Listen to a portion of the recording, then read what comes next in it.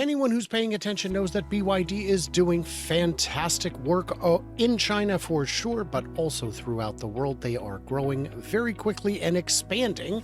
But why is it, and how come they're not making as much money as you might think? We're going to discuss all that today with Darren Jung from the Darren Jung channel. I'm Brian. Welcome to Future Aza.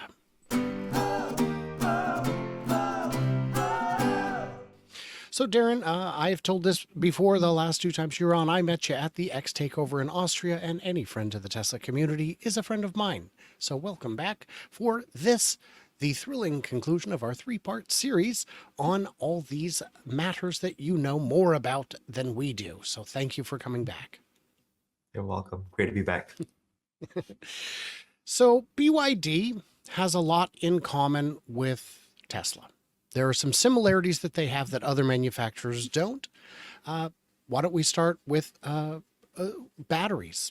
Does Volkswagen make their own batteries? No, not that we know of. Not that we know of. There are a few companies that have partnerships, but those partnerships look like financial partnerships, not technology sharing. Talk to me about BYD batteries. I think we should look at BYD like how we look at Samsung. They produce parts for, Samsung doesn't just make phones that compete with Apple. They also make the semiconductors, the RAM chips, the SSDs that go into the competitors' products as well. So they're both competing and supporting. And we think of BYD as a Samsung to Tesla as an Apple. BYD is supplying batteries not just to their own vehicles, their own fleet, but also the Giga Berlin Model Ys with the Blade batteries. And BYD takes a lot of pride in their battery safety. They've done some innovation on the flat blade battery packs, which are more fire resistant.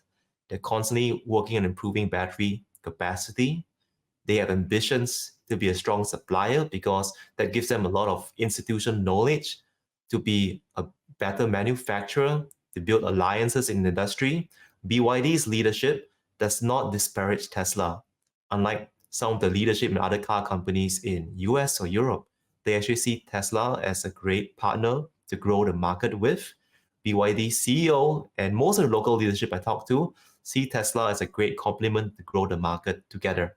They're not a displacement of each other. When you think about it, BYD typically operates at a lower price point. Tesla started at a higher price point of the product pyramid. They're both trying to meet in the middle. BYD in recent years has launched premium brands, more premium vehicles. The BYD Seal, their Tesla Model 3 competitor, is a very popular Model 3 replacement or an alternative to Model 3.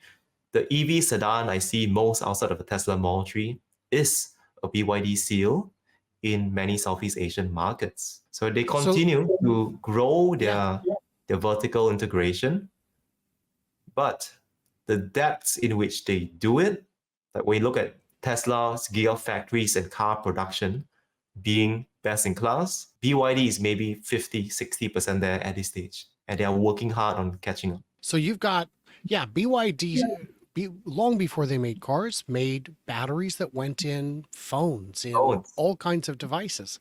And that was their first big competency. But yes, unlike a lot of manufacturers who, especially the US automakers, who love to farm out everything, the software, the hardware, the blinkers, as much as they can, and just final assemble a vehicle. That worked when they were all just running on gasoline and you could just push all the pieces together.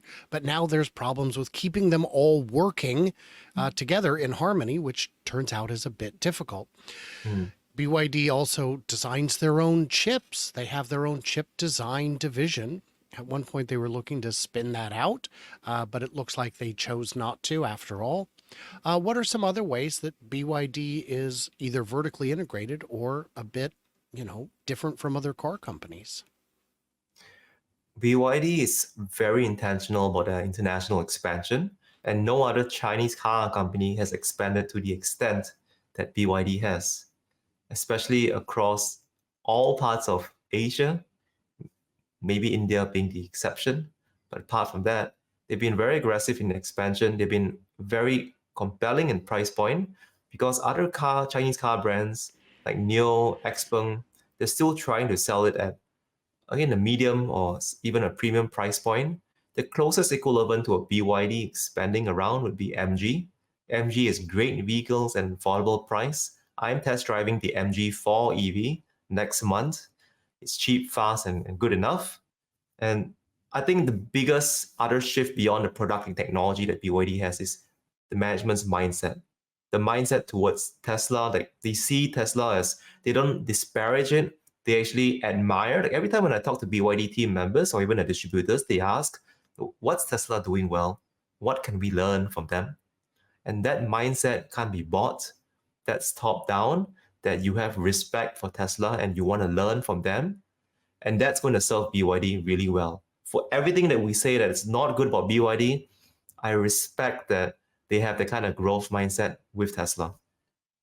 Interestingly, in Los Angeles, California, there is a BYD factory that makes city buses.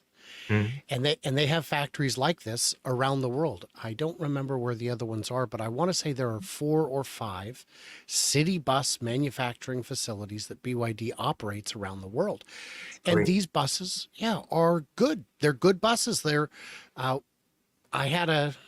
thought I had a chance to go and interview the city of Yakima or Wenatchee here in Washington State about their BYD buses. We even knew a guy in their offices whose job it is to talk to us, and he just wouldn't schedule it. So unfortunate, but hey, we would have ridden around on the buses, guys. You would have come out $3 a head. Okay, maybe that part isn't as exciting.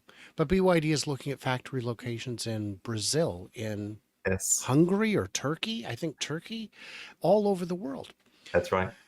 So they're making reasonably good cars that are reasonably compelling at awfully good prices, sometimes shockingly good prices.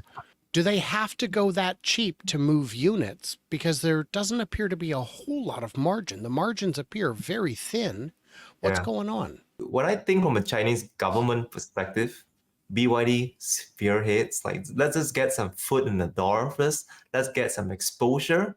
Because once people are using our vehicles, we can work our way up. The first Toyotas and Hondas may not have been the quality that we have today, but practice makes better. The more they manufacture, the more scale they get. That truly differentiates BYD from most other Chinese car manufacturers.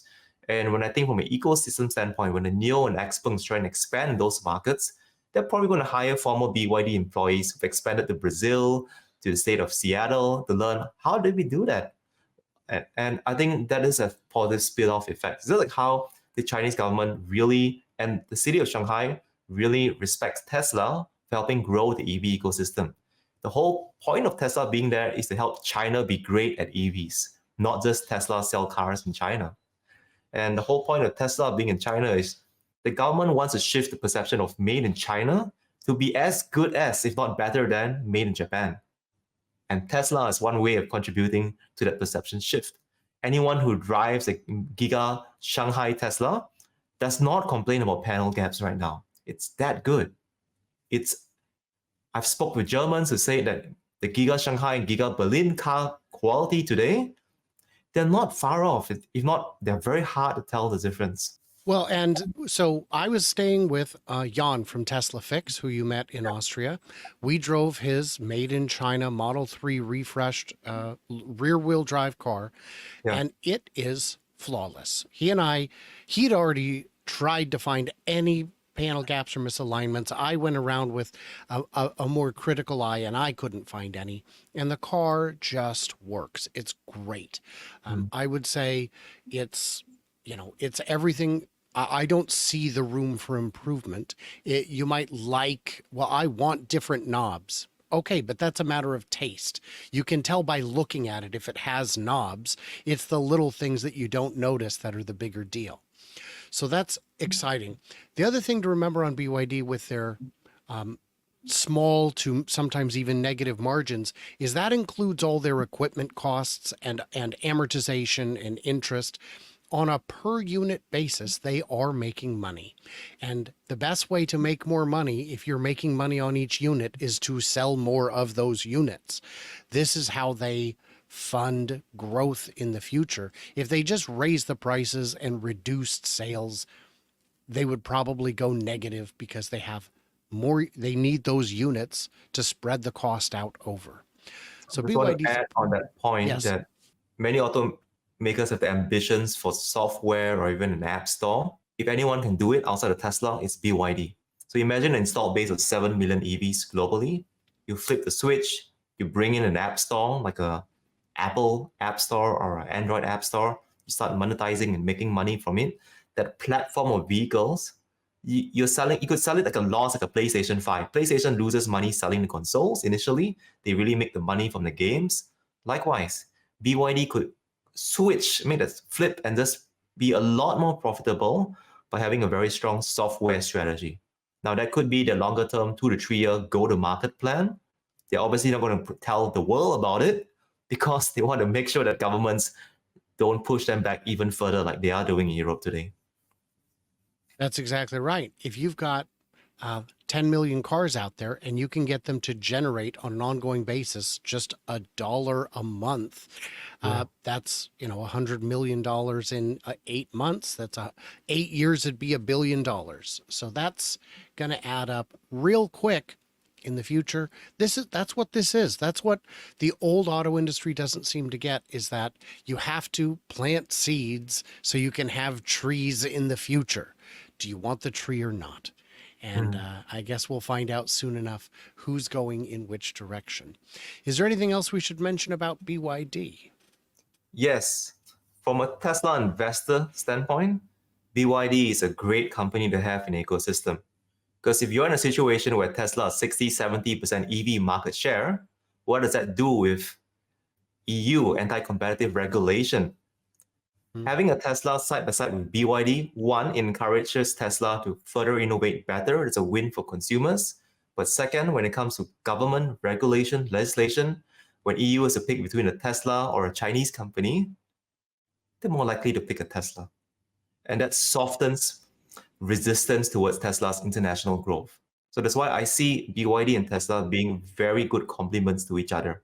No government wants a monopoly in the market. If SpaceX was a consumer market, there would have been a lot of regulation, for instance. SpaceX is 95% of the global launch market. But Tesla being in a consumer market, it's having BYD is really healthy for Tesla's global growth. Fantastic perspective. You guys, this is why I have Darren on the channel. He's got some great insights, especially about things that are in our blind spot. We got to keep bringing him back. Let me know in the comments, should we bring Darren back again? And I think I've been on his channel by now. If I have, head over and check that out. It's probably interesting. Who knows? And everybody else, like, subscribe, do the usual. And stay tuned, stay juicy, and I cannot wait to hear from you clever robots from behind the wheel of perhaps your BYD.